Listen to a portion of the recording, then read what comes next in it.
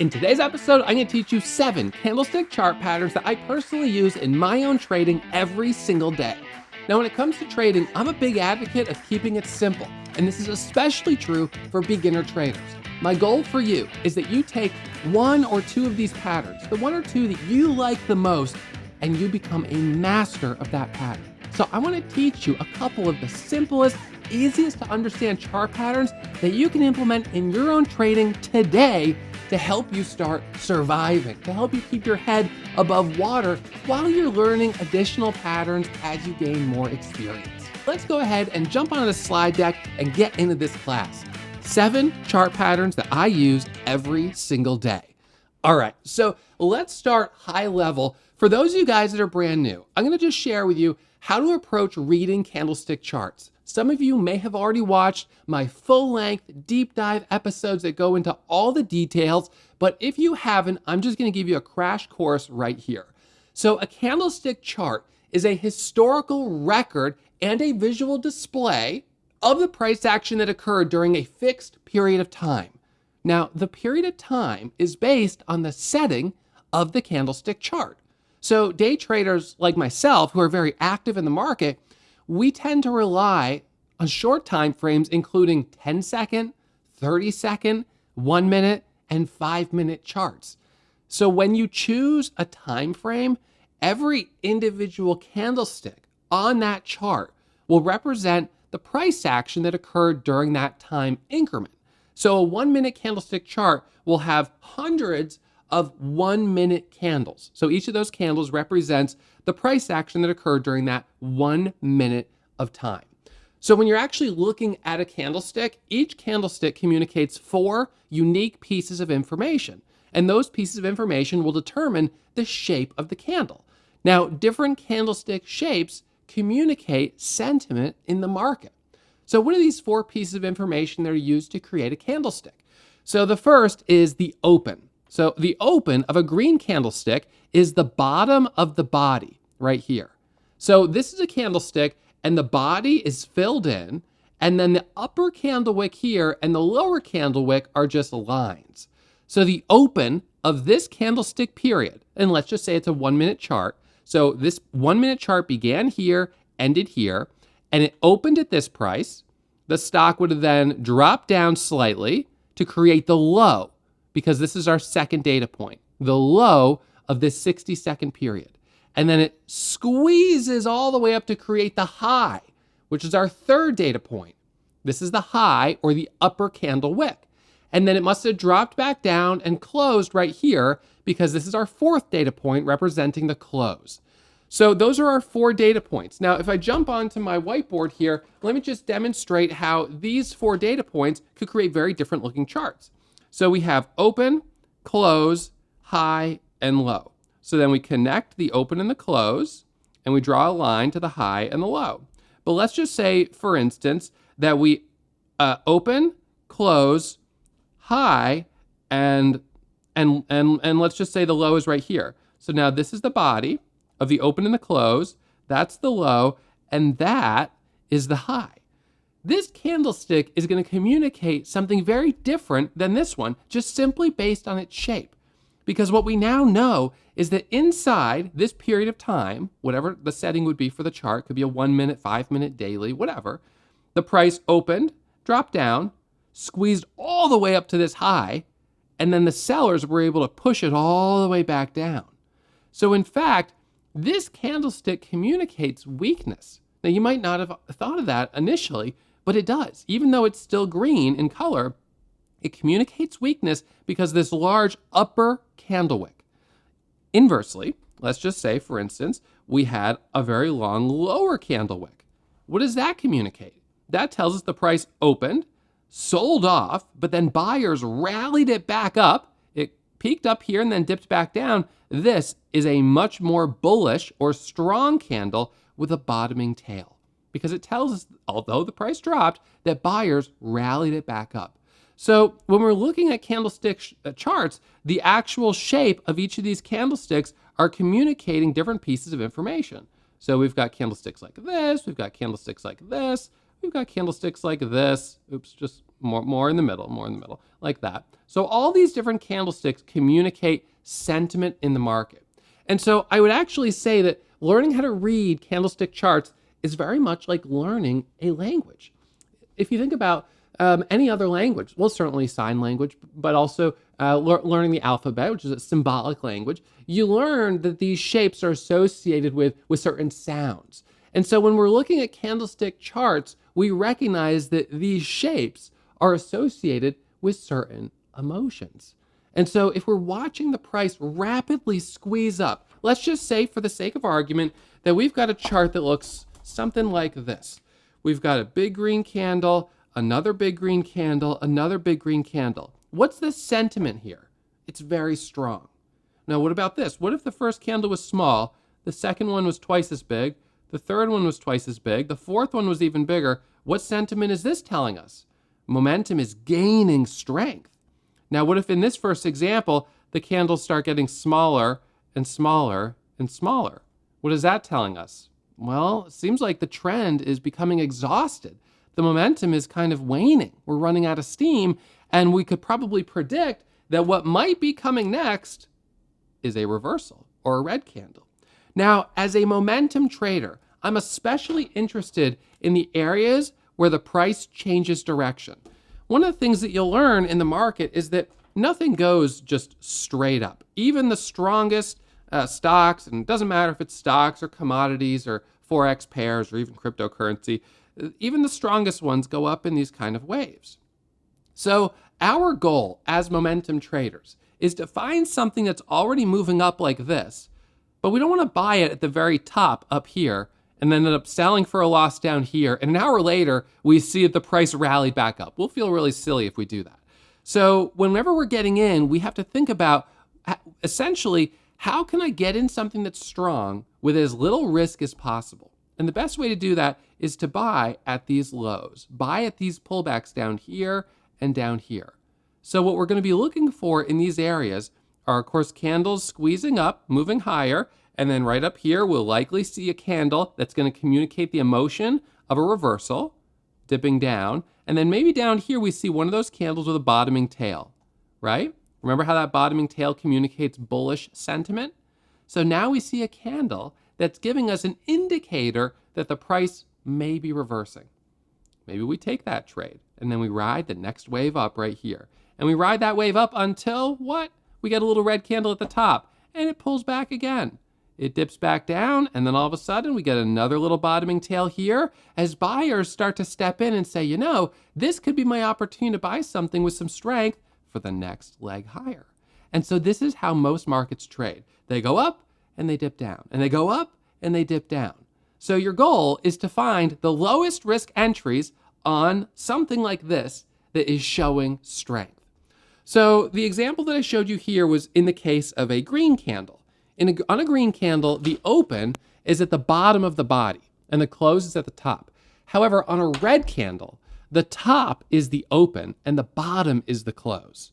So we open at the top, we close at the bottom, and then the candle is red. So the color of the candle is important because it tells us whether, well, it very clearly tells us whether the price went up or down and which was the open and which was the close. Now, before I teach you these 7 candlestick chart patterns, I want to touch briefly on technical indicators because there are a series of technical indicators that I use on my charts that I check before I take a trade. These technical indicators for me are sort of part of a checklist that I utilize every single day to help me avoid loss. Now, there's no way you're going to avoid loss entirely, but we want to focus on the highest quality setups. And what I found is that there are a certain set of technical indicators that will help you eliminate unnecessary losses. So I want to show these to you now because then when I teach you these 7 candlestick chart patterns, every time you see one that's starting to set up, you're going to remember, I've got to check my indicators. So when the chart pattern looks good and your indicators are also positive, then that's when you've got that double confirmation that this is a trade that I want to take. Now, if the chart pattern looks good, but the indicators say no, you could take the trade, but your accuracy is probably going to be lower and you are going to have more losers. Ultimately, as a beginner, you want to try to keep your accuracy as high as possible. You want to know why? Because that creates what I'd call the positive feedback loop. You focus on trading A quality stocks. And let's just say you're trading two different setups right now. Setups. So you've got two setups that you're going to trade, the 2 of the 7 that I teach you today. You're going to trade. And you're going to only trade those setups, and you're only going to trade them on stocks that are A quality, which means the stocks meet all 1, 2, 3, 4, 5 pillars of stock selection. Do you already know my 5 pillars of stock selection? If you do, you're in great shape. If you haven't learned them yet, what I'm going to do is I'm going to put a link. I'm going to pin it to the top of the comments of this episode right here, and I'll also link it in the description where you can download my full PDF that breaks down my 5 pillars of stock selection. Because these chart patterns and these technical indicators will work best when you're trading the right instrument. When you trade the wrong instrument, you're much more likely to get unpredictable results and, well, therefore, loss. So you want to avoid that. All right, so we want to make sure we're trading A quality setups. And when you trade A quality setups, what happens to your accuracy? It goes from maybe 50% accuracy up to 65, maybe 70% accuracy. So your accuracy improves. When your accuracy improves, you eliminate unnecessary losses. So out of 100 trades, you've got 65 winners, you've got 35 losers. Now, previously, you were 50 and 50. And some of those losers were probably pretty big because you were trading low quality stocks on bad setups. So now you've eliminated 15 of those unnecessary losses. And in fact, you've turned them into winners. Boom, you know what's going to happen? Your profit to loss ratio is going to go up. So when your profit to loss ratio goes up, you're going to make more money. And when you make more money, you're going to feel more confident. And when you're more confident, you're going to increase the number of trades you're taking. And you're going to increase your position sizes.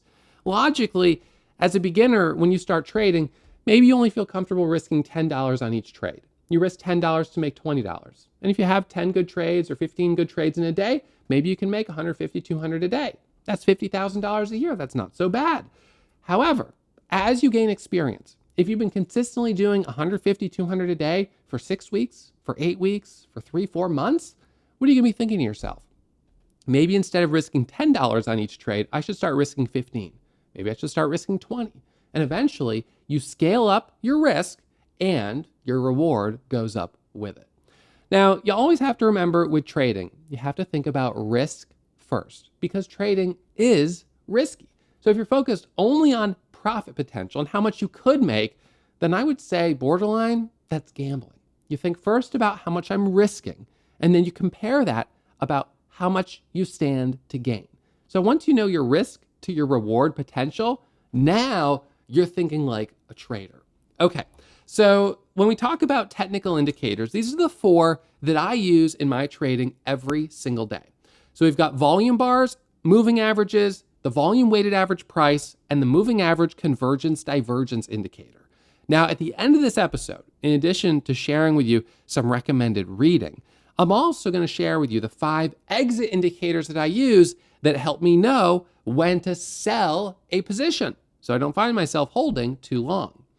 So technical indicators, when combined with candlestick charts, give traders an edge on predicting price action. I suppose at the end of the day, the best traders are attempting to see into the future. Now, maybe we can only see into the future 3 minutes, 5 minutes, 10 minutes. It'll get a little longer as you gain more experience. But the way we're doing that is by looking at the historical price action, looking at those candlestick chart patterns, and looking at the specific candlesticks that are communicating emotion. And when we begin to see that other traders are showing bullish emotion, that they like this stock, and it's a stock that already meets 5 pillars of stock selection, we've done our checklist, then that's a trade that we want to take. So we're now able to visualize what's going to happen into the future, even if it is just a few minutes ahead. So the first indicator that I want to teach you are volume bars. Now, volume bars are very important, and what they communicate and show us is the number of shares that were traded during each one of these candlestick periods. So right here, we're looking at a 1-minute chart. And so each one of these candlesticks represents the price action that occurred during 1 minute of time. So you can see there's a lot of 1-minute candlesticks on a 1-minute chart, especially when you zoom out. And so down here on the volume pane, this is called a pane inside of our chart, we see the amount of volume that took place during each one of these individual candles.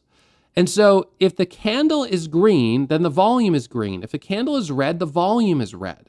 So this is important because what we want to be able to visualize is whether or not there's more buying in total or if there's more selling in total.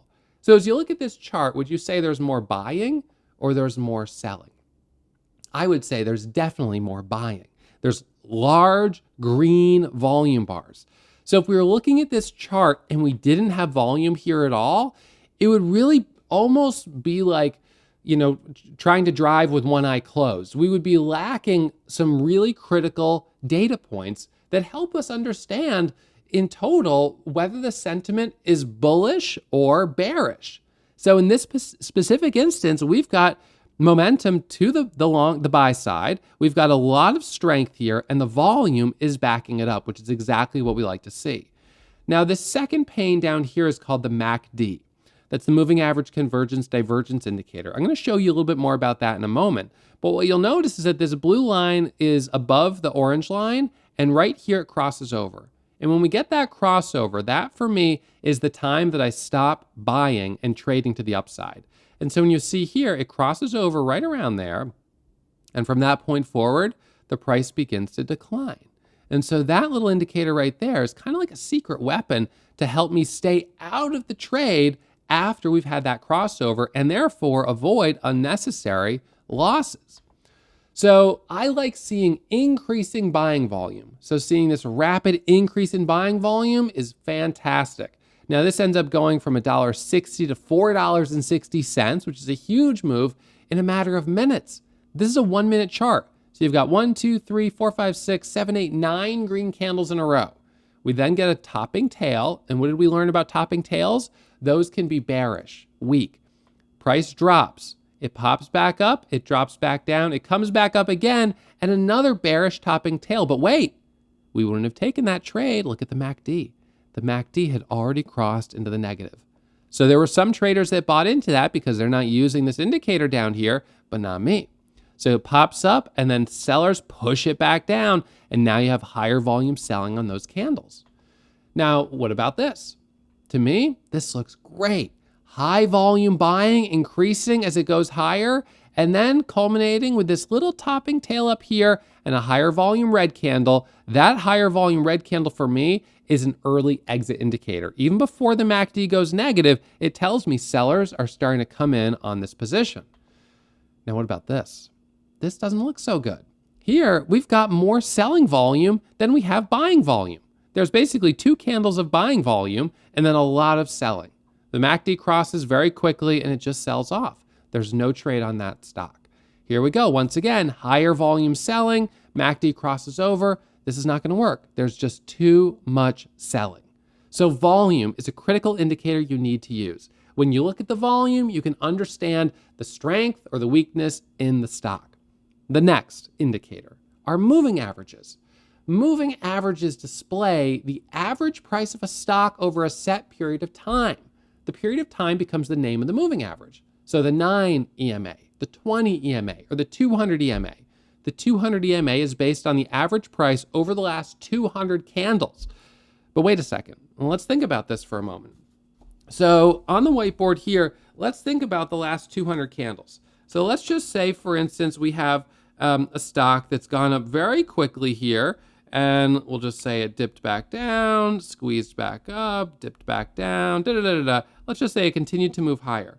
So if we go back from this point, 200 candles, what's the average price?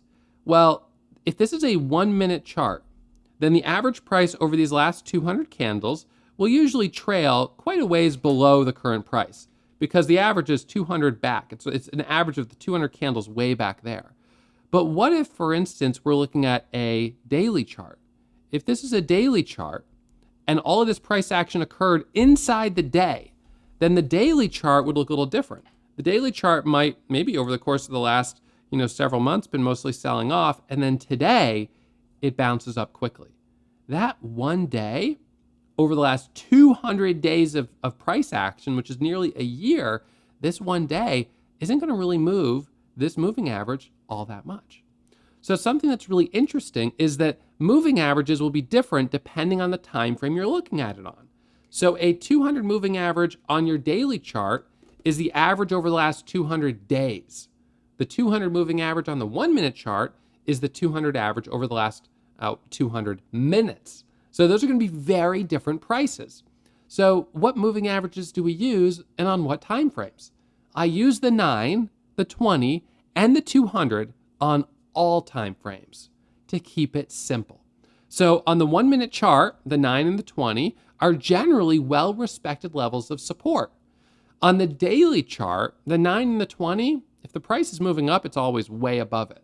But the 200, well, the 200 is actually very interesting because the 200 moving average is a very well-respected level of support and resistance. So to set up your moving averages, any charting platform that you're using, you can go in, you can add a moving average, and then you choose the length of the moving average, which will be your 9, 20, or 200, and then you choose that it's going to be based on the close. And I use EMAs, which are exponential moving averages. So here's the daily chart on this stock. This is GameStop. And on this chart right here, the 200 moving average has been a very well-established level of resistance. So each time the price comes up to it, it sells off. It comes back up, it sells off. So why is that? The 200 is considered, it's a strong sign of strength when the price is above it, and it's a strong sign of weakness when the price is below it. So there are traders and large investors in the market that are going to be shorting this stock to try to keep it below that 200 EMA. Now there are buyers that are going to buy it and try to get it to break, but clearly in total, the short sellers, as they tend to be, are stronger. Now here's another example. In this case, the price broke the 200 and came right back down and is now unable to get back up above it. So what does that topping tail indicate? Unfortunately, it indicates weakness because although the price went up, sellers pulled it right back down and then we closed below our resistance level. Here's another example. Price squeezes up, runs right into resistance at that 200. Again, this is on the daily chart, and it sells off from that point. Here's another example. The price rallies up to the 200, it cannot break it, and it sells off. So if you were trading and you were not using the 200 moving average, you might be curious at why did this stop going up here, right? Why did these stop where they stopped? Or in this case, why did this hold support at this level? Why didn't it go lower, right? All of a sudden you snap on that 200 moving average and it's like the picture becomes clear. Now it's very clear to understand why these are stopping where they're stopping or why they're bouncing where they're bouncing. Here's another example, running into the 200, coming up towards the 200 and running into it again. So if you were not using the 200, you might inadvertently end up buying right here, and that would probably be a losing trade because you'd be buying right into resistance. And so that's why these indicators can help you avoid unnecessary losses. That's the goal here. Once again, resistance at the 200. So now on our intraday charts, which is any chart that's based on minutes. So 1 minute, 5 minute, and certainly second charts, like a 10-second or a 30-second chart. On these time frames, the 200 moving average is always quite a ways away, as it is down here. I use purple for my 200 moving average. So the price is so far above it that you can kind of ignore it on your intraday timeframes. However, the 9 EMA, which I have in gray, and the 20 EMA, which is in the sort of blue-green color, these are actually very well-respected intraday indicators. So when the price squeezes up and then it pulls back, they tend to bounce off the 9 moving average. The 9 EMA is a level of support. And if it breaks the 9 EMA, then we typically find support at the 20. And if it breaks the 20, then we're usually going to sell off quite a bit more. So these are areas that we expect and look for support. Once again, you've got this price squeezing up, bouncing off the 9 EMA, squeezing up, bouncing off the 9 EMA.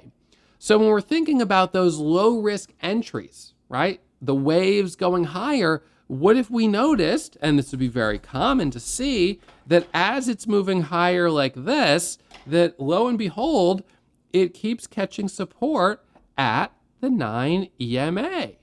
Well, then when we see it come down towards the 9 EMA, and then we also see that candle with a little bottoming tail, right? Now we've got multiple levels of confirmation helping us feel confident to take this trade for the next leg up. So we're combining all of these data points to help us form a bias or a hypothesis of what we think is going to happen. So now here on this example, once again, you've got the price rallying up, the pullback down to the 9 EMA, and then the rally back higher. We love seeing that. The rally to the 9 EMA, the dip or the rally up, the pullback to the 9, down to the 20, and then back up, dip to the 9, back up. Breaks the 9, goes to the 20, holds the 20, breaks the 20, and goes down to this next indicator right here. That next indicator I'm going to teach you about in just a second. So the 9 EMA and the 20 EMA on intraday charts are very important. You need to have them turned on. So this orange indicator down here is called our volume weighted average price, or VWAP for short, is the acronym. So the VWAP is the volume weighted average price. And like a moving average, it reflects the average price of a stock. But what's unique about the VWAP is that it's not just the average price over the course of the day. It weights in the volume that occurs at these different prices. So although this went up very high here and the 9 EMA came up with it, because there wasn't a ton of volume that took place at this price compared to all the volume that took place earlier in the day, the volume weighted average price moves up, but not as quickly. So the volume weighted average price represents the true equilibrium point. It is the average price on the day, including all of the volume that traded hands. So if the price is above the volume weighted average, it is bullish. If the price is below, it is bearish. So if the price is below, we know it's bearish, and likely short sellers will take large positions, hoping that this continues to fade lower. Whereas if the price is above and holding above, long bias traders will take large positions, looking for that to continue to trend higher. So an area to pay really close attention to is when the price breaks from above to below, because people will sell, or when the price breaks from below to above, because that's when shorts will cover. Now, the volume weighted average price doesn't have any settings. It's standard. So VWAP is the same on all charts, all time frames, because the average price of a stock, including volume, doesn't matter between the 1 minute, the 5 minute, or a 15-minute chart, for example. It's going to be the same. However, the volume weighted average price is only an intraday indicator. So it begins calculating at 4 a.m. when the market begins trading, even in pre-market, and it ends at 8 p.m. And then the next day, the VWAP resets at exactly 4 a.m. So it's an intraday indicator only, but it works on all intraday charts, and the price is the same no matter which time frame you're using. So here we have an example of the volume weighted average price. And this is an example of a stock that stayed above the VWAP. We then broke below it here. We tried to come back up to it right there, and you can see that it was unable to break above it. The price sells off, it drops. And then suddenly it whips back up. And right here, you know what happens? Shorts are forced to cover. They get out of their position. The way a short covers a position is a negative position. They cover by buying. So now you've got a surge of buying, and you have long bias traders who are also buying because now the momentum has shifted. Control has shifted from the bears to the bulls. And you get this squeeze from $4 all the way up to over $9 a share, up over 100% in 3 minutes. That is a violent shift in trend. Now here's another example. So here the price squeezes up very quickly and on pretty high volume. And so the high volume actually pulls the volume weighted average price above the 9 EMA. Because the 9 EMA is factoring in the last 9 candles going back here. We only had 3 candles going up, basically. So the other 6 are way back here when the price was much lower. So the volume weighted average price goes up quickly because the volume came in quickly. So see how the volume is high, so the VWAP goes above the 9 EMA. The 9 EMA is this gray line, but it doesn't factor in volume, so it's including these candles right here, even though they had no volume. So the VWAP is faster. The 9 EMA in this case is slower. The price drops below the volume weighted average price. It goes sideways here. It comes back down. It tries to break above it, and it cannot, and it fails. Wait a second. What was that indicator we were talking about before? Volume, high volume selling, that's a red flag. And our MACD is negative as of right here. So based on those two indicators, volume and the MACD, this is not a trade that I would take. However, we go back to the previous example right here, and you'll see we had a strong volume profile, primarily buying, and then the MACD crosses over right here as the price swings up, high volume coming back in. So even if you probably wouldn't have gotten in below, but once it popped above, you got a little micro pullback right here, which is one of the setups that you're gonna learn about today. So here's another example. Right there, we get the rally up, and the pullback is right to the volume weighted average price. In fact, in this case, the volume weighted average price and the 9 EMA are almost at the same spot, which gives you double support, right? So this is giving you even more confirmation. You've got the 9 EMA, you've got the VWAP, you've got a bottoming tail, you've got a strong volume profile, the MACD is open. None of our indicators are telling us not to take this trade. And the stock meets all 5 pillars of stock selection. Yes, I should definitely be taking this setup, and look what happens. It goes from $3.80 all the way up to nearly $5 a share. That's a fantastic trade. So now, the next indicator, moving average convergence divergence indicator. The acronym is MACD. So what is this doing? Well, we've already talked a bit about moving averages. So when the price starts moving up quickly, what happens to our moving averages? The 9 starts moving up, but the 20, it doesn't move up as quickly because it's still averaging in all these candles back here when the price was sideways.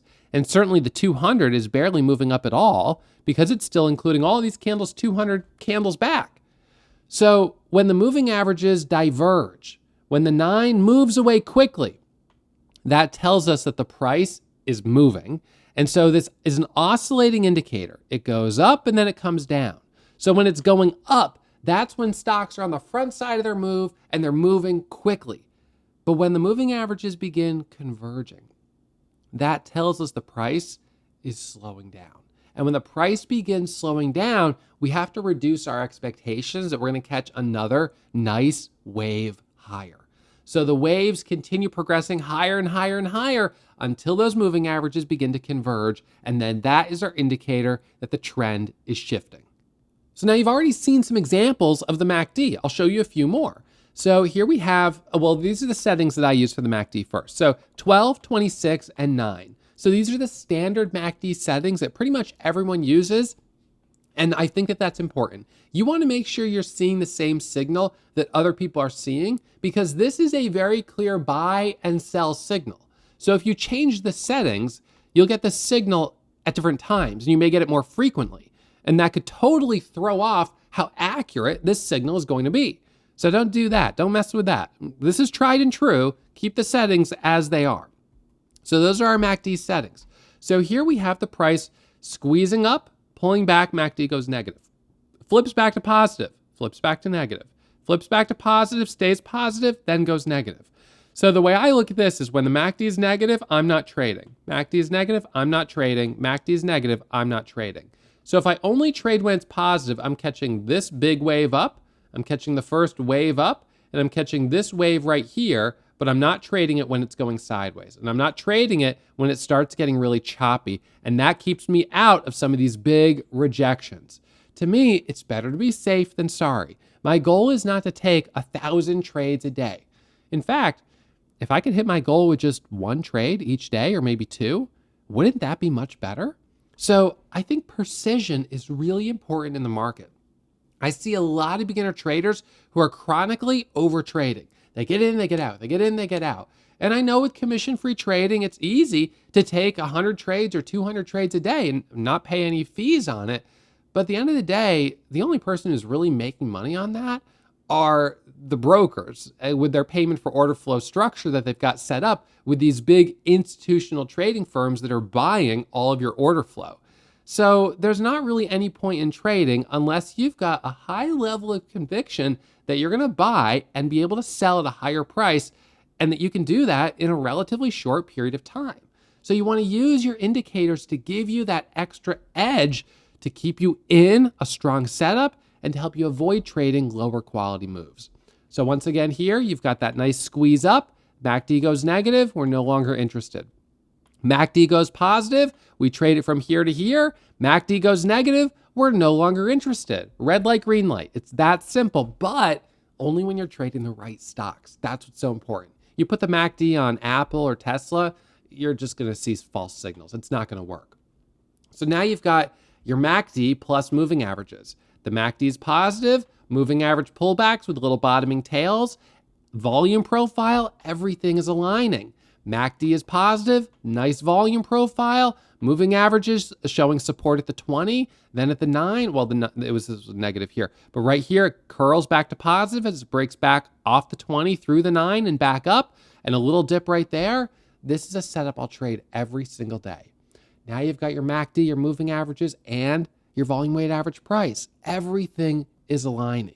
And when everything's aligning, that's when I step up to the plate and I get aggressive. And this is how I'm trading every single day. And I'll just throw, just for the sake of it. So I'm going to back out of this, and I'm going to show you just for a moment. This is a day just from a couple weeks ago.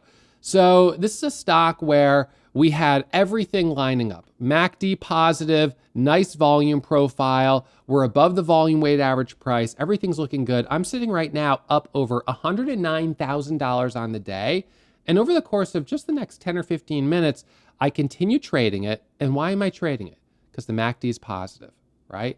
So the MACD is positive. We've got great volume. I'm buying dips and riding this momentum, sitting at 147,000 within just a couple of minutes. Next thing you know, I'm up 155, back to 160 as this thing rallies up to 180. I mean, these are incredible days. So for me, I don't risk $10 on my trades anymore. Maybe I did when I was a beginner, but at this point, I feel confident taking more risk.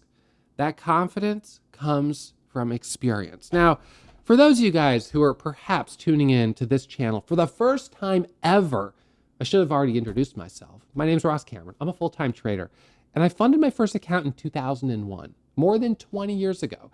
I'm probably best known for turning an account with less than $600 into more than $12.5 million in verified and independently audited trading profits. Now, that was as of December of this past year. As of today, right now, I'm already up over $3.3 million on the year, which means now my account, which was at $12.5 million, is now at $15.8 million.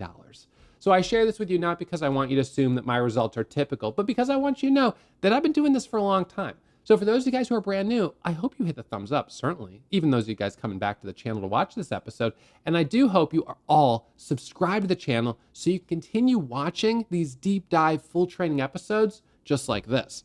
All right, so now let's go ahead, jump back onto the slide deck, and we've got to get into talking about these patterns. We've now laid a really solid foundation. You understand the anatomy of candlesticks. You understand these 4 critical technical indicators that I use in my trading every single day. And now let's look at these candlestick chart patterns. So, number 1, the first pattern that I absolutely love is called the candle over candle pattern. How does this work? So you've got one candle right here, which is green. The next candle continues, and that right there is a pattern. Now, notice something, it's very subtle, but notice how there's a little topping tail, a little upper candle wick on this candle, and a slight little lower candle wick on this candle.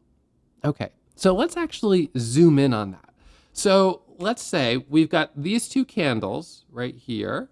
This is candle 1, and this here was candle 2. And let's say this is a 1-minute chart. So that's 2 minutes of time. Okay, well, can we zoom into this? Can we see better what's happening in this little moment? So let's break it down into 30-second candles. So we've got a candle, oh, maybe we'll even break it down a little bit further than that. So we'll do 10-second candles. 1, 2, 3, 4, 5, that was the top, and then 6, right? So 1, 2, 3, 4, 5, 6. 6 candles that are 10 seconds each is 60 seconds. That's 1 minute. So this right here is what that candle looked like. How do we know? The low, the low, the open, they were both at the same price. the high, which is the top of the candle wick, and then the close, which is the body right here. Now then what happens on this candle? Well, we know it dipped down a little bit. So it dipped down just for a moment, maybe like this, 1, 2 candles. And then 3, 4, 5, 6. And why would we suspect that? Because we know that there's a low point, the open, which was, we opened right about here, right? We opened at the top there and we sold off. And then we've got the close because we closed at the top. So now what I see, when I see this candle over candle pattern, what I know is that the price squeezed up, dipped down, and pushed higher. And I know that because of these topping tails. So in real time, what I do with this setup is I'm actually watching to buy right here the next candle to make a new high. Now, this candle over candle pattern can be traded in a number of different ways. We could actually have previously had, and let's just say for the sake of argument, we had, I'm gonna erase this, sorry. So let's just say for the sake of argument, we had a red candle here, a red candle here, and a red candle here. And that back here, we had started with one huge big green candle. So we had a big green candle, and then it pulled back. This candle popped up, and this candle continues higher. So all of a sudden, we're getting that candle over candle formation. So this is that changing of directions. And the candle over candle formation could even look a little bit different. Let me just do it on the backside. So let's say, for instance, we have the price that squeezes up like, we have the price that squeezes up like this, moving higher. Then we dip down, we have a green candle here, and then the next candle goes over candle. So the candle over candle pattern can be in the context of the price squeezing up rapidly, or it can be in the context of the price changing directions. The place that I get the most excited is when it's at the point of changing directions, which is the first candle to make a new high. So this is a very simple 2-candle pattern. It's just 2 candles, one candle and the next candle moves higher. Now, if you take this trade right here, what would be your max loss? Where would you get out? So if we're back on the screen share, if you took this trade right here, your max loss would be the bottom of this candle. So if you're getting in right here, which is essentially buying as this candle makes a new high, your max loss is down here. And your profit target would be that this continues to extend higher. The reason you would have that hypothesis that it would continue higher is because you would look at increasing volume. Now, as long as the stock met all 5 pillars of stock selection, this is something that I would consider trading. So let me give you back this live trading example back over here. So if we look at this here, let's see. So what are we going to do? We're going to look at this. We're going to look at this kind of right in this area. So look at actually right here, and I want you to just look at this little area. So this little area right here, if you're zoomed in, you had a candle, and the next candle pushed and made a new high. And that's what we like to see. So these candles are progressively pushing and breaking the high of the previous candle. So that's showing that we've got this upward momentum. So we pop up, and then we pop up, let's see, just a little further, then we dip back down, we pull back, and then right there, do you see that? You see how we popped up right there? So that was a candle over candle formation. Red candle, the next one is candle over candle, green. So the first candle can be green, the first candle can be red, but when you've got overall trend, you've got overall momentum, you're above your VWAP, you're above, your MACD is positive as it is right here. You've got this nice volume profile. Then this is a place where I'm taking a trade. And so right there, I bought that position and I'm looking for this to continue higher. Now it ends up pushing a little bit higher here. It sort of tops out up there and then it's going to dip for a moment and then push a little bit higher. So right there is that second pattern that we were talking about of that candle over candle. So we're looking for the first candle to be the base. This is sort of our control candle. It's our max loss if the price drops, and the high is our trigger for it to continue higher. So we use this candle to establish risk. Max loss, entry, profit target needs to be up here. So the profit target is based on whatever I'm risking times 2. So I use 2-to-1 profit to loss ratios when I'm trading. So here in this case, just for example, you see how the price had hit this level 3 times? Once, twice, 3 times. We kept hitting this level here. And then finally we broke. Now I would have been cautious to buy right here just before it broke because it's already failed 3 times to go higher. It tried once, twice, 3 times and failed to go higher. So when it finally does break, and that's on higher volume, right? We've got higher volume here coming in as it comes up for that break. What do? So in that instance right there, we've got the price, which has been sort of generally, it had popped up and then we sort of pulled back here, sort of going sideways, a little bit back and forth, and kind of right underneath this resistance level, which we placed at 33, right? So we've got this resistance level at 33. So I'm nervous to buy right here because the last 3 times it came up there, it didn't work. So I say, I'm not gonna buy there. I'm gonna wait for it to break. Let's see if it can actually break and hold. It does break. So now it breaks, it holds. This candle's my control.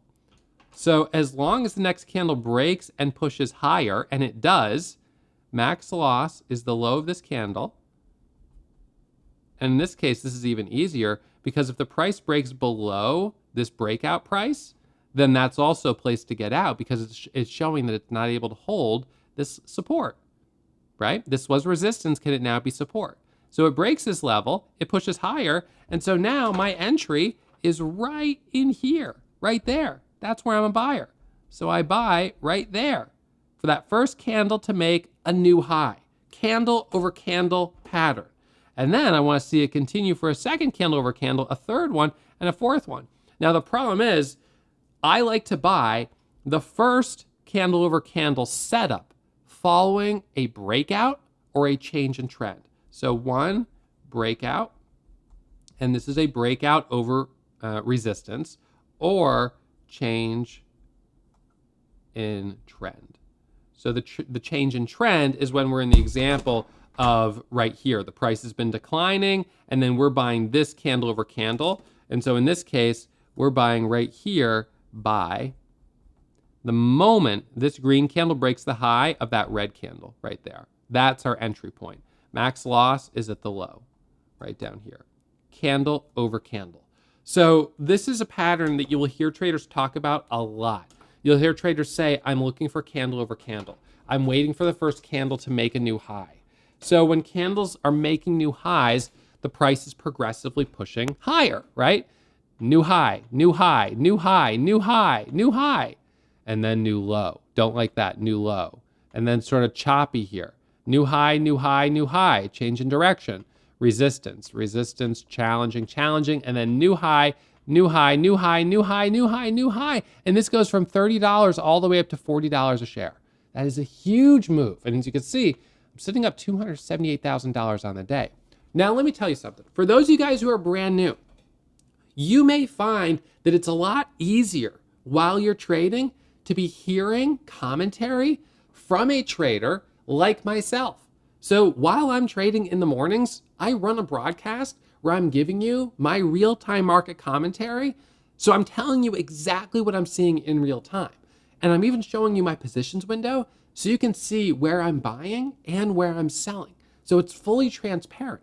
Now, the benefit here is that you get to piggyback off of all of my years of educated intuition. So you don't have to be kind of figuring out on your own, wait, is this the candle over candle? Or is this, the first candle to make a new high? Or is this one too extended? Or is this the right one? So it doesn't mean I'm right 100% of the time. And I don't want you to try just blindly follow me on every trade I take.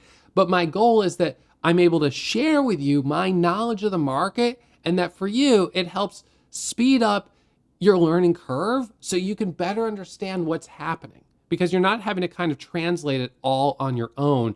I'm this intermediary for you between what's happening and then me converting it into sort of plain English of this is what I'm seeing right now.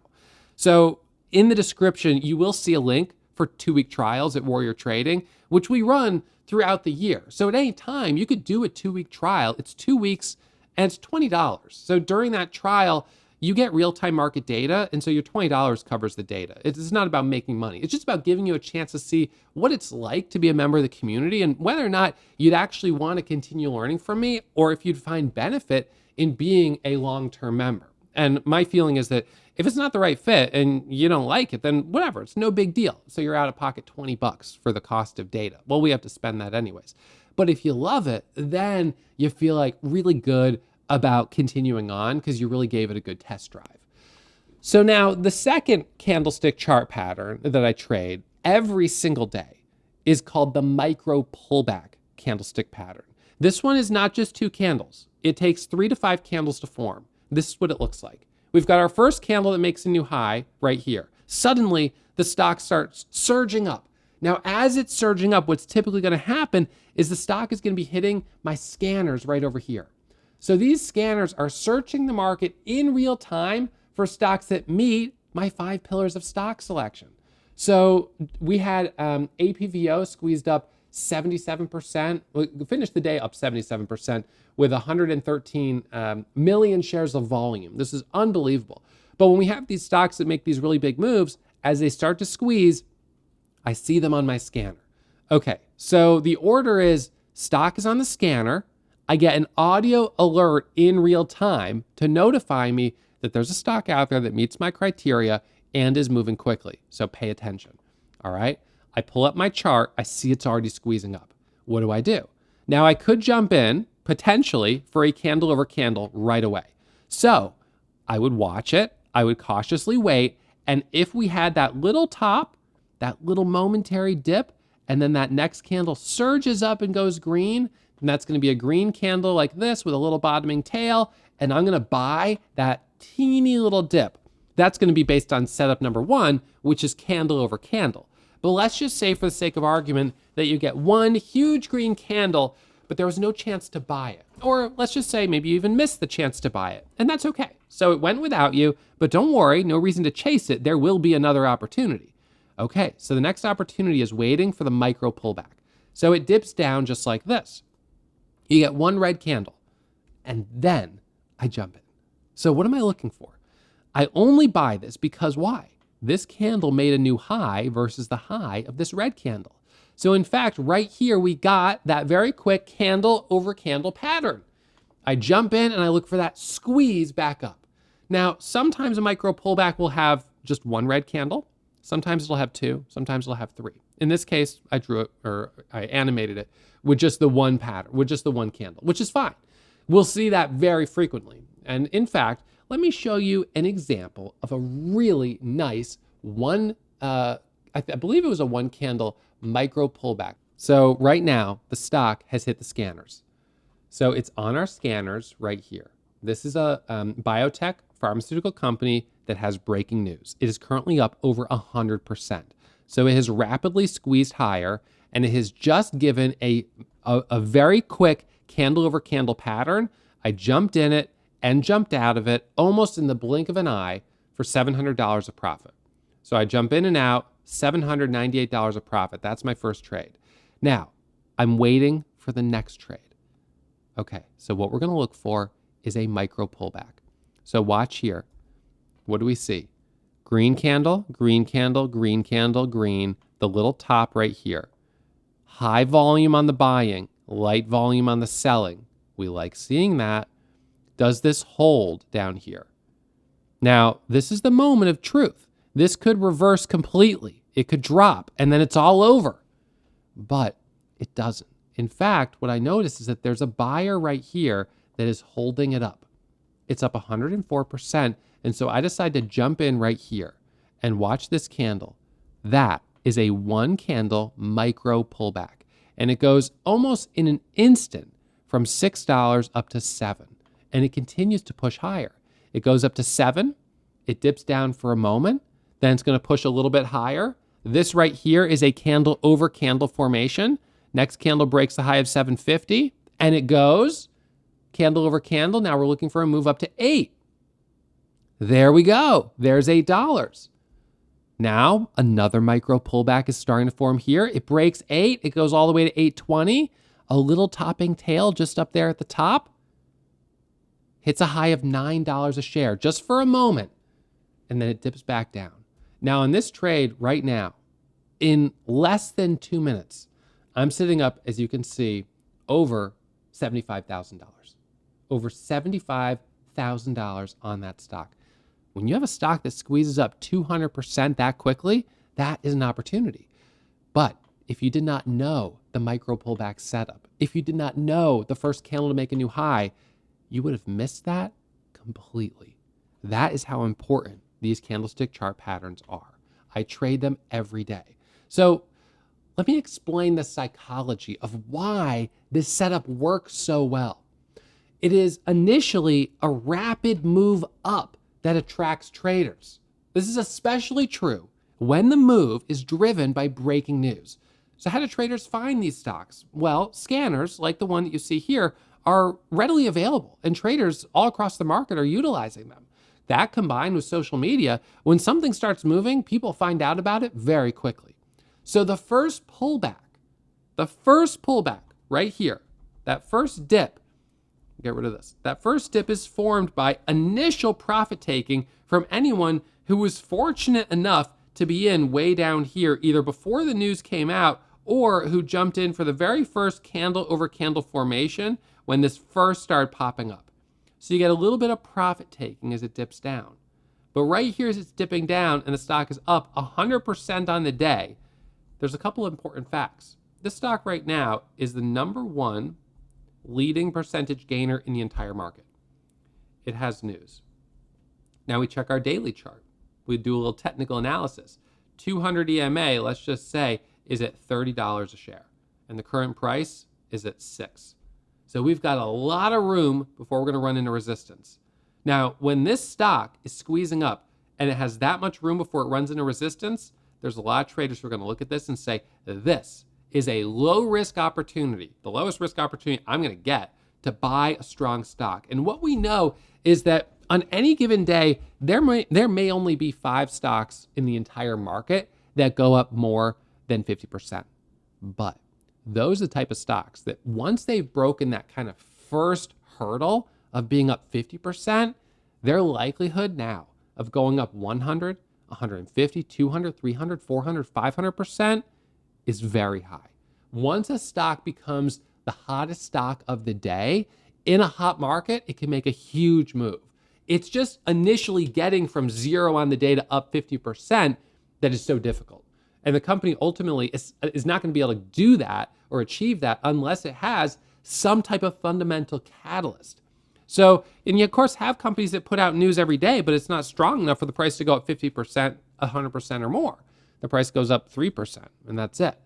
So this first pullback formed by profit taking and people who possibly had early positions, and it could be people who were shorting, thinking that the stock is going to reverse.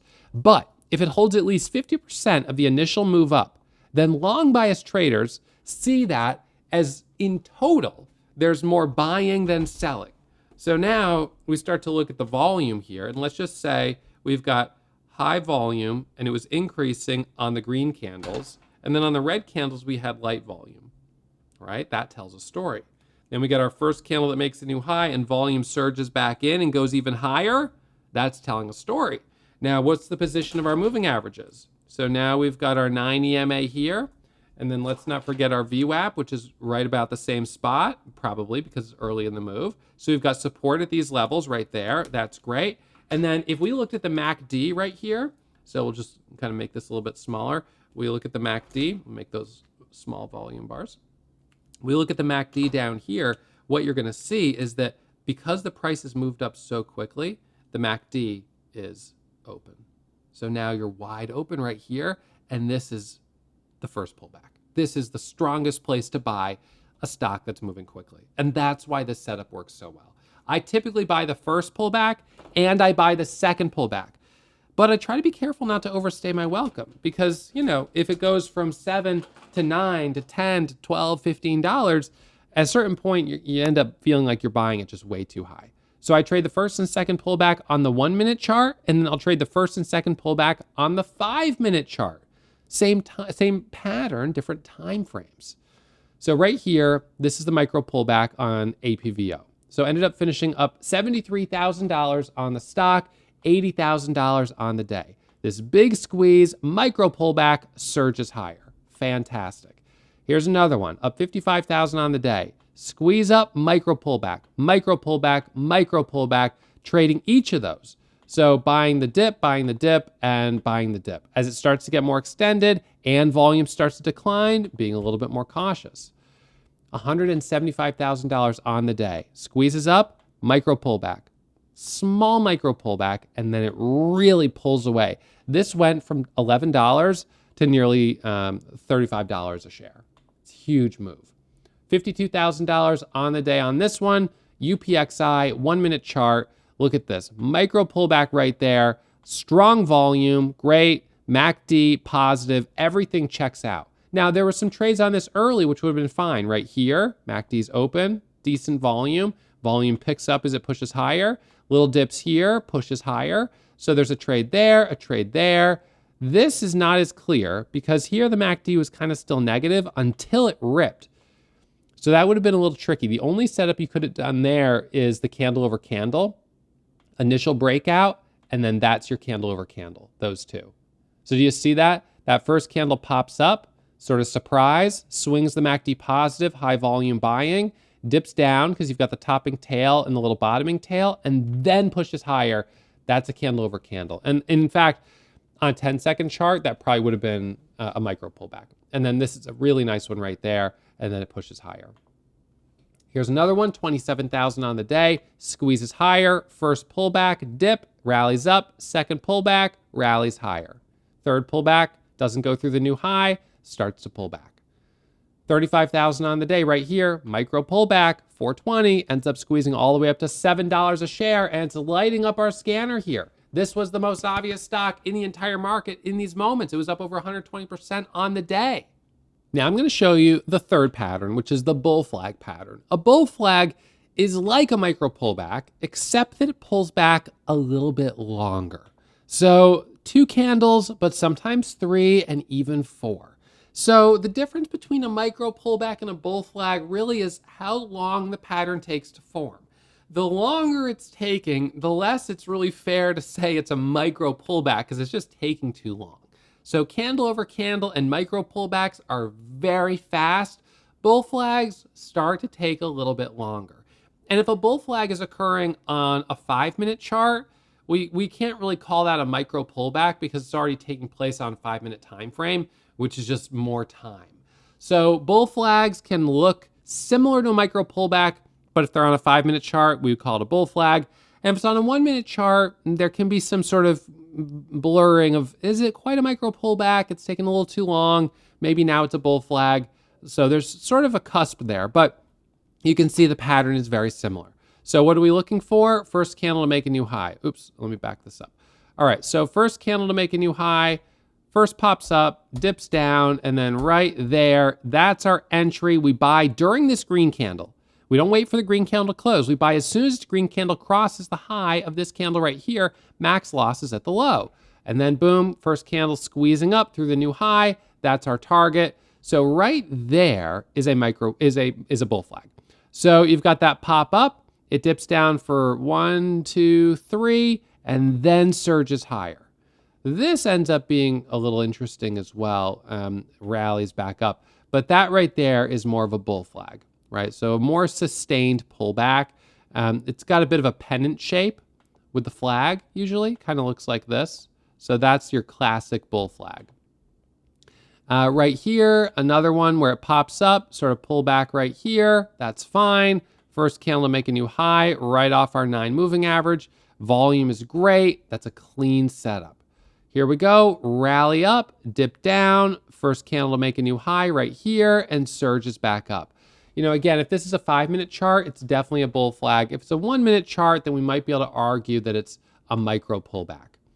Here we go on the 1 minute, rallying up, 1 candle top, second candle dipping back down, and then pushes higher. Strong volume, and the volume really comes in big time as it squeezes from 490 to 5, 510, 520, 530, 550, 570, all the way up to just under $5.80. That's a really nice squeeze. I mean, we love seeing a big move like that. And we don't always get one that's like that clean, but it's so nice to see. And the volume profile, you know, combined with MACD and the VWAP, it all just helps support and reaffirm the setup, especially when this is one of the top leading gainers in the entire market. Now, sometimes we'll have a bull flag that fails. So what does that look like? Well, it's called the ABCD pattern, pattern number 4. So it pops up, it dips down, it pops up here, which is fine. We might even take this trade right here. We buy right there, max loss here. We're looking for the squeeze through the high, but it doesn't work. We get back out. Maybe it's a small winner, hopefully not a loser. Usually we can still make money on that first part of the bull flag, but then it pulls back. So here's something really important. It popped up, it dipped down. It popped up and it's dipping down. It cannot go like this. If it breaks the low here, then what we're really doing is we're stair-stepping down. And we expect the next pop to continue stair-stepping down. It has to hold this low point here. So we pop up, we dip down, we pop up, we dip down, and we're looking for this. And to continue back up. So what we really want is to break through a new high of day. That's what's really critical on this pattern. So when I get in, although you could get in down here for the first candle to make a new high on a candle over candle pattern, and I will if this stock has enough range. If this is at $18 a share and this is at $20 a share and there's $2, I'll take the trade. If this is $1.80 and this is $2 and it's only 20 cents, then I'll just wait to buy if this can actually break through the high and hold. And then that's where I'm looking for the candle over candle pattern right up here to buy that first dip following the successful break of resistance, right? So if we look at some examples of the ABCD pattern, you've got the pop, the dip, the pop, the dip, and then the break. So breaking over this point here is where we're now stepping for the next leg higher. So you could see right here, green, squeezing up, 2 candles that are green, 2 candles that are red. First candle makes a new high, pops up, dips down. It should have gone through the high, but it doesn't. So it rests again. And then right here, it pops up. And right there is actually candle over candle against what? Your double top high a day. So that would be a spot where we double topped at the top of that candle wick. We dip down for a moment. I'd probably buy for the break. We hold that level and then we squeeze up a bit higher. So that's a nice little trade. It's not a huge trade, but it's a nice one. One of the things that I do like about ABCD patterns is that because they take longer to form, more traders will end up seeing the pattern because more people have the opportunity to notice it. And so when it finally does break out, you can get really nice volume. However, it's also worth acknowledging that really the best patterns would be a bull flag or a micro pullback that pop up, dip down, and just immediately surge higher. They don't stall out and then drop. So if I was going to prioritize which I prefer, a micro pullback or an ABCD pattern, I'm going to say a micro pullback every day is a better pattern. A micro pullback and the first candle to make a new high when something is moving quickly is better. So in priority, the first candle to make a new high is one of the fastest ways to get into a position. However, you may find that it's too quick and you miss the setup. That's okay. It's important to be aware of it, but if you miss it, you miss it. So the next best opportunity is the micro pullback. And then the next best opportunity is the bull flag. And then the next would be the bull flag failing and getting an ABCD pattern, as you see right here. And then the next would be, well, and here's another ABCD pattern, popping up, dipping down, popping up, dipping down. And that is a nice rally. There's no question about it. You can get some nice resolution on ABCD patterns. But then we have this pattern here. It's called the cup and handle pattern. This one's really interesting because here you have a bull flag, but it pulled back a little longer than you might prefer. 3, 4, maybe 5 candles. And then suddenly goes all the way back to the high. And the problem is it creates a resistance level. And so when we look on the whiteboard, when we have a cup and handle formation, it initially begins with the price squeezing up. Oh, that's the wrong color. So wrong shade of green. Price squeezes up quickly, like this. So we get that nice rally. Then the price dips down like this. And it should have gone, but it kind of just keeps going a bit lower. And then all of a sudden, maybe in 1 or 2 candles, we come up like this. And so when we have a pattern where you've got all this empty space here, this creates what's called double top. So the double top is going to be a level of resistance. And although this looks like it could be a happy face, it's actually a sad face, because the double top is going to be resistance. Now, if this pulls back right here, now all of a sudden this little cup has got a handle on it, and boom, we're buying right here for the breakthrough resistance. And I actually really do like this pattern a lot because it can be a really nice squeeze. The stock was awesome earlier, it then sold off, we kind of gave up, and then all of a sudden it's back, it's holding up, and here we go. So traders get really excited about this pattern. It is defined by a double top and then a small handle, which is a bull flag right here. So essentially, this is back to our bull flag. That's a bull flag. So now, in this context, it's called a cup and handle, but we're still working with roughly the same patterns, and especially the candle over candle formation. So where do we buy? Right there. And you can either buy this right here, first candle to make a new high, below resistance. It's a little riskier, but it's not as risky as in an ABCD setup. And you could say, well, isn't this kind of an ABCD setup? It's the double top here that really makes it the cup and handle. So if you said it looks like an ABCD pattern, but it's got a really well-defined double top, that's probably a cup and handle pattern. So this is the double top, right? So we know as this is coming up here that that's going to be resistance. Technical resistance, double top, it's going to be hard to break that level. It came up to it earlier, high volume selling brought it back down, comes up again, then high volume selling brings it back down.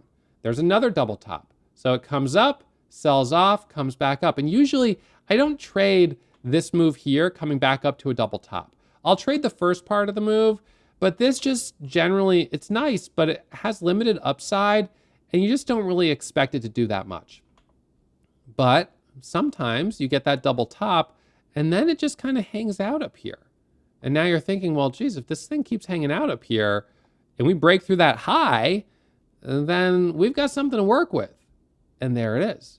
So we pop up, we dip down, we pop up a little bit more, we dip down again, and then we push through. And this went from 950 to 1063 in one candle on the 1 minute chart. And on pretty high volume. MACD is open, we're above our moving average, we're above the VWAP, we're above the 200, way above it. This is a good looking setup. Here's another one. So big cup, double top, little dip right there, high volume coming through. This goes from $12.80 to $14 a share. That's a really nice cup and handle pattern. Here's another one. We pop up, we sell off kind of hard. We pop up, we're below VWAP. We break VWAP, we rip up here, we dip down, and then we push higher. This one's not as clean, it's kind of a little whippy, but it still ends up being a bit of a cup and handle formation. Now, sometimes the cup and handle changes a little bit. We get this pattern called the inverted head and shoulders. So this is an interesting one. Price squeezes up and then dips down. It starts to look like a bull flag, but it fails. Oh, bummer. And it breaks down, goes a little bit lower, sort of sideways. And then it sort of pops back up, sort of sideways again. And when I see this, what do I notice? Resistance right around this level, right? Kind of support around here. So we go sideways, we dip down, that's the head, this is the shoulder, and now going back up. So in this scenario here, the person's eyes are here, he's upside down completely. It's an inverted head and shoulders pattern, but we expect it to squeeze back up, and our target is a retest to the high. So it's sort of it's kind of a mirror in this way. Pops up, sideways down, up, and then back up here. And so that's the resolution that we're looking for. Now, you could almost say this is like a cup and handle right here, sort of zoomed in. But when you include this part, we say it's actually an inverted head and shoulders. And that gives us some pretty good conviction that it's going to squeeze in that way. So there it is, right? So look at that rally. Squeezes up And certainly there were some micro pullbacks on the way up on the 10-second chart and some candle over candles. We dip down. Are we going to get a bull flag? First candle make a new high? We never get one. So it's not a losing trade. It just never gave us that setup. Then it dips a little bit lower, pops up, and then flush. And there it broke below VWAP. Sells off, goes sideways, drops again. Goes sideways, and then it pops back up. Goes sideways, and then surges higher. Now, this is sort of interesting. The volume increases, the MACD goes positive. Yes, we did have some higher volume selling candles earlier, and the sellers were definitely in control, pushing it back down. But now, momentum seems to have shifted. The control is back in the hands of the bulls, and that right there is the entry for the break of VWAP and a squeeze higher. So this is actually two setups in one. A break of VWAP, well, it's three setups. A break of VWAP, a cup and handle formation, a small bull flag, and an inverted head and shoulders pattern. So again, we're sort of layering all these things that you're learning, which is really fun. So now look at this, $107,000. This thing pops up, dips down. We get this sort of inverted head and shoulders here. So that's sort of the double top. That's the handle. That's the entry. It pushes higher. Then we get a bull flag right underneath that high, and we rip from $8 all the way up to $12 a share. $107,000 on the day. Fantastic. So this again gets a little more complex. Should the inverted head and shoulders pattern or the cup and handle be your number one primary setup? Probably not. Probably. If I was going to guess, your number one should be the micro pullback and the bull flag. And if you see a bull flag in this context here, you'll know, well, it's actually an inverted head and shoulders. So I can trade it because it's the bull flag, but within this context. But if you said, I'm only going to trade inverted head and shoulders, it's going to be too niche. You're not going to see enough of that setup. So I would make the micro pullback and the bull flag your primary, the two that you try to trade every single day, master that setup, and then you're going to notice you'll start appearing them in other places, and you'll realize when you zoom out that there's actually more happening there. So, oops, jumped over two of them. So that was 107,000. This is the one I mentioned before, a little bit of an inverted head and shoulders, like with someone with a really like narrow, tall head, but we don't judge. So it dips down here, comes back up, and then right there, the break through the high, and we get that squeeze from 820 all the way up to 940. That's really nice. Right here, we're selling off. We dip down below VWAP. We get back above VWAP, and now bull flag consolidating above VWAP for the squeeze higher and looking for a move back to the high. There's $87,000 in profit. Setup number 7 is the break of VWAP. So the price squeezes up. It's hitting our scanners, moving quickly, right? So as something is moving higher, it's lighting up these scanners. We're getting all these alerts, audio alerts, ding, ding, ding. So this is the software. I have a development team that built out this software. So I own this software and I license it to our members at Warrior Trading. So anyone can subscribe to it. But nonetheless, this is the tool that I use every single day in my own trading. So when I see a stock hitting these scanners and it's lighting it up, boom, boom, boom, boom, boom, I'm getting the audio alerts. I pull up that chart real quick. And all of a sudden, like in the case of KWE, I pull up the chart. I check to see what the catalyst is, what the news headline is. But I'm watching this pattern. I'm seeing, okay, here we go. And we're starting to pull away here. And then I'm just looking really for any familiar pattern on what is clearly a strong stock. This one didn't give as many really clear patterns as APVO did, but nonetheless, that's what I'm looking for. So stock's hitting the scanner, it's squeezing up, and then it sells off. We're looking for that first candle to make a new high, possible bull flag, and it fails. It goes lower. But there's no entry. We didn't get the first candle to make a new high. We didn't get candle over candle, which is the basis of a bullish pattern. It dips a little bit lower. In fact, quite a bit lower. Sellers are in control.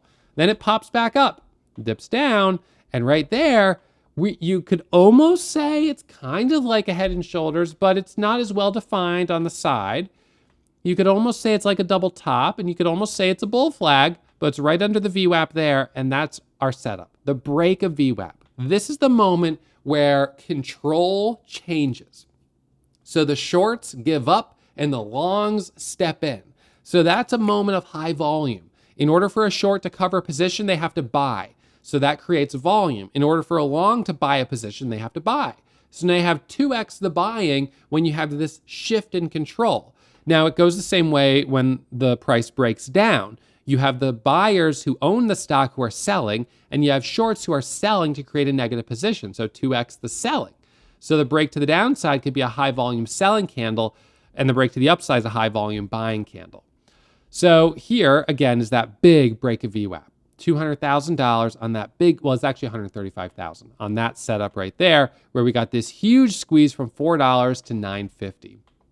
This is another one, big break of VWAP, all the way from about $4 to $5.50 a share. Here's another one. You've got that sort of slightly inverted head and shoulders, but that's the break of VWAP right there. High volume coming back in as it rallies higher. Look at this. We tested VWAP, we failed, and then we try again, and this time it breaks, and it squeezes up to 12. These are big ranges. Now, what about this? This one didn't work. So why is it the patterns sometimes don't work? Wait a second. Check the MACD. Did you buy this and forget to check the MACD? Well, that's a mistake. So it might work, but your odds are higher that it'll fail. So we got to check the MACD. We got to check those indicators. So once again, this one came up to the VWAP, but it didn't break over it. MACD was negative. The sellers were in control firmly. So now I said I would share with you my exit indicators that I use when I'm trading towards the end of this episode. So one of the exit indicators that I use is I look for large sell orders on the level 2. So the level 2 is actually the depth of market that you're seeing right here. So in this particular instance, we're not seeing really any big sell orders on the level 2. I'm not seeing like a 50,000 share sell order or anything crazy like that. It comes up here, but what I am seeing are bursts of selling. See how there's a burst of selling right there? And unfortunately, when I see a burst of selling, that makes me a little nervous. It tells me that there's people like right there that are bailing out of this position, that don't feel confident that it's going to go a whole lot higher. So I like seeing green, but when I start in total seeing more red than green, and I see the prices starting to dip, that's when I get nervous. So I watch for large sell orders on the level 2.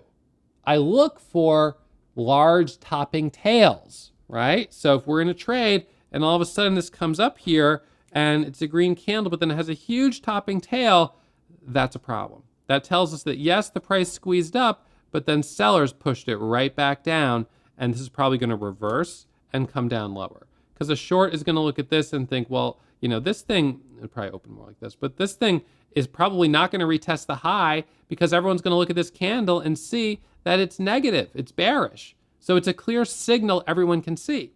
So if you haven't learned how to read these signals, then, well, you're missing out on them. So you might be making decisions and taking actions without all of the important information because you haven't learned something yet, which is why you've got to keep learning in the market. And I'm still learning even today. Now, large sell orders on the level 2, large topping tail candles, and then high volume red candles. A high volume red candles that indicates a lot of selling is something that's going to make me nervous. I don't like to see that. If buying begins to slow on the time and sales, which is tape reading, right? So we see where you were seeing all that green and red, the buying begins to slow here and we're just seeing a lot more selling, that's going to be a problem. We don't want to see that. So we want to see if this is moving higher, that it's continuing to move higher. And once it starts slowing down, that's a place where I'm going to want to unwind my position or possibly close it. And then number 5, if the price stops moving up. When I get into a trade, I want to see the price squeezing up quickly.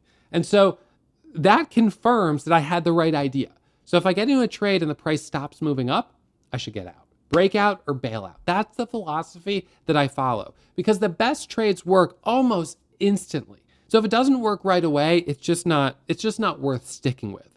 Now, I said I would also share with you some recommended reading at the end of today's episode. And this is the first book called Thinking in Bets, Making Smarter Decisions When You Don't Have All the Facts by Annie Duke. Now, this sounds like a lot like what traders deal with every single day. We're thinking in bets. Now, she's a professional poker player, but this book really does apply to trading, so I would check it out. And this is a second book, also by Annie Duke, called Quit, The Power of Knowing When to Walk Away. So one of the challenges with trading is knowing on any given day, when do I call it quits? When do I throw in the towel? Do I keep trading or do I say enough is enough? You want to extract as much profit as you can, but you don't want to overstay your welcome. And that's a very fine line that we're walking as traders. So this is a book that's really going to help you when it comes to knowing, this one when it comes to knowing when to walk away each day. And then wait a second, where did this come from? That's a shameless plug.